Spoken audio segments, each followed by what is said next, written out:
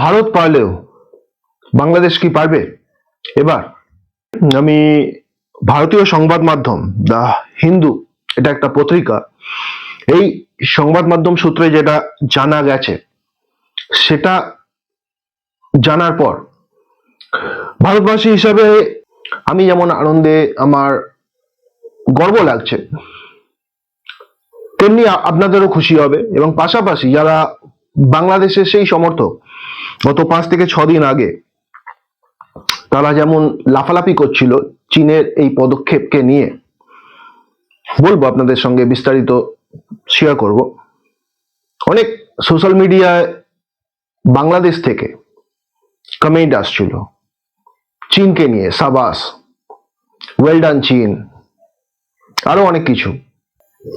তো এবার তাদের উদ্দেশ্যে প্রশ্ন, ভারত তো পারলো, এবার বাংলাদেশের কি হবে? তো কি আপডেট উঠে আসছে আপনাদের সঙ্গে শেয়ার করি এই প্রতিবেদনে। আপনাদের সকলকে আমার এই ছোট্ট ইউটিউব চ্যানেলে স্বাগত জানাচ্ছি। আপনারা জানেন হয়তো গত 5 থেকে 6 দিন আগে চীনের তরফ থেকে, অর্থাৎ চীন ভারতকে জল দ্বারা মারতে চেয়েছিল। ব্রহ্মপুত্র নদীর ওপর চীন একটি প্রকল্প, একটি ড্যাম, একটি বাঁধ নির্মাণ করছে। যে খবরটা ছড়িয়ে যাওয়ার পর, আর এটা শিওর প্রকল্প অনেকটা এগিয়ে গেছে,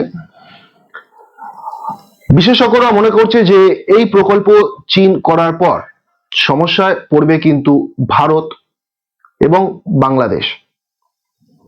এবং সেই খবরটা যখন ছড়িয়ে যায়, এটা যেমন ভারতের জন্য খুবই, ভারতবাসীর কাছে যেমন একটি দুঃসংবাদ, কিন্তু ওপার বাংলা, বাংলাদেশের সেই সমস্ত কিছু মানুষ যারা বলতে পারেন পাকিস্তানের সমর্থক, চীনের সমর্থক, তারা খুব উল্লাস করছিল। কি কি কমেন্ট এসেছিল আমি আপনাদের সঙ্গে শেয়ার করি, আমি সেগুলো স্ক্রিনশট নিয়ে রেখেছি।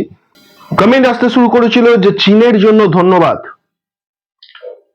তাদের সঠিক সিদ্ধান্ত, চায়না জিন্দাবাদ। অনেকে বলছিল বাপেরও বাপ আছে, সাবাস চীন। অপরদিকে দ্য হিন্দু এই পত্রিকায় এই খবরটা প্রকাশ হওয়ার পর, কোন খবরটা, যেটা আমরা জানতে পারছি যে ভারত সরকার দ্বারা সিদ্ধান্ত নেওয়া হয়ে গেছে যে ভারতও একটি কিন্তু সেরকম ড্যাম অর্থাৎ বাঁধ দিতে চলেছে এবার। তো ইটের বদলা পাটকেল চীনকে। এবং সেই সংবাদটা ছড়িয়ে যাওয়ার সঙ্গে সঙ্গে ভারতের সোশ্যাল মিডিয়ায় এখন SMS এ মেসেজের পর মেসেজ সেই সমস্ত চীন প্রেমী বাংলাদেশি ভাই বোন এবং তাদের উদ্দেশ্যে অনেক এসেছে। সবার প্রথম বলি, ভারত একটি নদীমাতৃক দেশ, আর নদীমাতৃক দেশ হওয়ার কারণে ভারতকে কিন্তু এইভাবে চীন কখনোই বিপদে ফেলতে পারবে না। এই দ্য হিন্দু নিউজ সূত্রে যেটা জানা যাচ্ছে, সংবাদ মাধ্যম সূত্রে, যে ভারত এবার কিন্তু ব্রহ্মপুত্রে একটি বাঁধ দিতে চলেছে চীনের পাশাপাশি, এবং এর জন্য খরচ হবে ভারতের 1,13,000 কোটি টাকা। হ্যাঁ দর্শক বন্ধুরা, 1,13,000 কোটি টাকা খরচ হবে। এবং চীনের ইতিমধ্যেই 5 থেকে 6 দিন আগে যেটা বেরিয়ে এসেছে খবর, যে চীন এই প্রকল্পটি গড়তে চলেছে, তাতে চীনের খরচ হচ্ছে $137 বিলিয়ন। ভারতের এই জলবিদ্যুৎ প্রকল্পটির বিদ্যুৎ উৎপাদন ক্ষমতা প্রায় 11,000 মেগাওয়াট থাকবে, যেমনটা আপডেট উঠে আসছে। চীনের এই প্রকল্পটি, বিশেষজ্ঞরা যেটা মনে করছিল যে ভারত ও বাংলাদেশের নিচু অঞ্চলগুলি প্রায় মিলিয়ন থেকে মিলিয়ন মানুষের জীবনকে কিন্তু বিপর্যস্ত করবে। কিন্তু এবার প্রশ্ন উঠছে যে চীনের এই প্রকল্পের পাশাপাশি ভারত তো ভারতে নতুন প্রকল্পের ঘোষণা করে দিয়েছে, কিন্তু এরপর বাংলাদেশের কি হবে? তাহলে বাংলাদেশের সেই নিচু অঞ্চলের মানুষের এবার কি হবে? যারা আপনারা চায়না করে ধন্যবাদ জানাচ্ছিলেন, চায়নাকে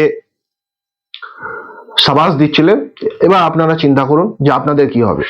এক কথায় ব্রহ্মপুত্র নদীতে বাঁধ দিয়ে চাপ বাড়াতে চেয়েছিল কিন্তু চীন, আর তাতেই এবার পাল্টা দিল কিন্তু ভারত, যেমনটা বোঝা যাচ্ছে।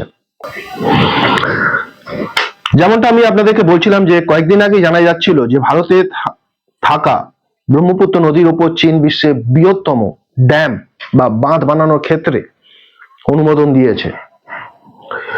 এদিকে চীন যদি এটা করতে সফল হয় দর্শক বন্ধুরা, তাহলে উত্তর পূর্বাঞ্চলে ভারতের ক্ষমতা অনেকটাই কিন্তু চীনের হাতে চলে আসবে, যেমনটা বলছিলাম মনে করছে কিন্তু বিশেষজ্ঞ মহল। আর এই প্রসঙ্গে অবশ্যই জানিয়ে রাখি আপনাদেরকে যে এই ব্রহ্মপুত্র নদী শুধু ভারত নয়, গোটা বাংলাদেশের তেষ্টা কিন্তু নিবারণ করে। হ্যাঁ, ঠিকই শুনছেন, গোটা বাংলাদেশের তেষ্টা নিবারণ করে কিন্তু এই ব্রহ্মপুত্র নদী। কিন্তু কথায় আছে না যে ওস্তাদে মার শেষ রাতে, ভারতও এক প্রকার সেরকমই একটি উপায় কিন্তু এবার বের করেছে, যার জেরে এবার পাল্টা চাপে পড়ে গেছে কিন্তু ড্রাগনের দেশ অর্থাৎ চীনের কথা বলছি। একদিকে চীন যখন ব্রহ্মপুত্র নদীর ওপর বৃহত্তর বাঁধ নির্মাণের পরিকল্পনা করছে, সেখানে অন্যদিকে ব্রহ্মপুত্র নদীর কাছে থাকা সিয়াং নদীকে, আবারও শুনবেন, সিয়াং নদীকে নিজেদের ব্রহ্মাস্ত্র হিসেবে ব্যবহার করতে পারে ভারত বলে মনে করছে কিন্তু বিশেষজ্ঞ মহল। আপনারা মনে করতে পারেন যে কিভাবে ভারতে ব্রহ্মাস্ত্র হয়ে উঠতে পারে, এবার সে বিষয়ে আপনাদেরকে একটু বলে দিই যে উত্তর পূর্ব দিয়ে বয়ে যাওয়া সিয়াং নদী শীতকালে কিন্তু নর্মালি যেটা থাকে হলো শান্ত দেখায় এই নদীটিকে, তবে বর্ষাকালে এই নদী কার্যত বিধ্বংসী রূপ ধারণ করে থাকে। এখনো পর্যন্ত খবর যেটা আপডেট উঠে আসছে যে ভারত সরকার এই সিয়াং নদীর উপর নির্মিত আপার মাল্টিপারপাস প্রজেক্ট দিয়ে খুব শীঘ্রই ময়দানে নামতে চলেছে এবং সরকার এই প্রকল্পের মাধ্যমে প্রতি বছর যে বন্যা হয় তা কেবল নিয়ন্ত্রণ করার পরিকল্পনা করছে না, আমাদের ভারত সরকারের কথা বলছি, বরং ব্যাকআপ তৈরি করার চেষ্টা করছে। অর্থাৎ চীন দর্শক বন্ধুরা যেভাবে ভারতকে মারতে চেয়েছিল সেই ব্যাপারটা বুঝতে পেরে কিন্তু এবার তার একটি বিকল্প পথ ভারতও বের করে ফেললো, এবং যেটার দ্বারা মনে করা হচ্ছে ভারতকে আর হয়তো যেভাবে মারতে চেয়েছিল সেভাবে হয়তো মারা চীনের পক্ষে সম্ভব হবে না। মূলত নদীর এই জলকে সেচের কাজ এবং বিদ্যুৎ তৈরির কাজে কিন্তু, অর্থাৎ বিদ্যুৎ উৎপাদনের কাজে কিন্তু ভারত ব্যবহার করতে চলেছে। এছাড়াও যদি চীন কোনোভাবে ব্রহ্মপুত্রের জল বন্ধ করে দেয়, বিশেষজ্ঞ মহল যেটা মনে করছে, তাহলে সিয়াং নদীর জল দিয়ে উত্তর পূর্বাঞ্চলে মানুষের তৃষ্ণা মেটানোর চেষ্টা করবে ভারত, বুঝতে পারছেন? অর্থাৎ এই প্রকল্পের মাধ্যমে ভারতের বিরুদ্ধে যে চাপ প্রয়োগের একটি চেষ্টা চীন যে করেছিল সে বিষয়ে সচেতন হয়েছিলেন কিন্তু নরেন্দ্র মোদী। এই জন্য নরেন্দ্র মোদীকে আবারও বলছি, ধন্যবাদ জানাচ্ছি, কুর্নিশ জানাচ্ছি ভারতের এই সম্মানীয় প্রধানমন্ত্রীকে। এবং প্রধানমন্ত্রী নরেন্দ্র মোদী চীনের এই পদক্ষেপে সময় মতো আঁচ করতে পেরেই এই বিষয়ে এখনো পর্যন্ত এই সতর্কতামূলক ব্যবস্থা কিন্তু নিয়ে নিয়েছে। তো দর্শক বন্ধুরা, এই ছিল গুরুত্বপূর্ণ আপডেট যা চীনকেও বিপদে ফেললো, চীনকেও চাপে ফেললো, পাশাপাশি সব থেকে বেশি যারা চাপে পড়তে চলেছে এবার বাংলাদেশ। তো আপনাদের যদি এই প্রতিবেদন নিয়ে কিছু বলবার থাকে অবশ্যই আপনাদের গুরুত্বপূর্ণ মতামত আমাদের এই ভিডিও কমেন্ট বক্সে আপনারা কিন্তু কমেন্ট করে জানাতে পারেন। আর এরকমই আপডেট পাওয়ার জন্য আমাদের এই চ্যানেলটিকে সাবস্ক্রাইব করে পাশে থাকতে পারেন। ভালো থাকবেন, সুস্থ থাকবেন, নমস্কার।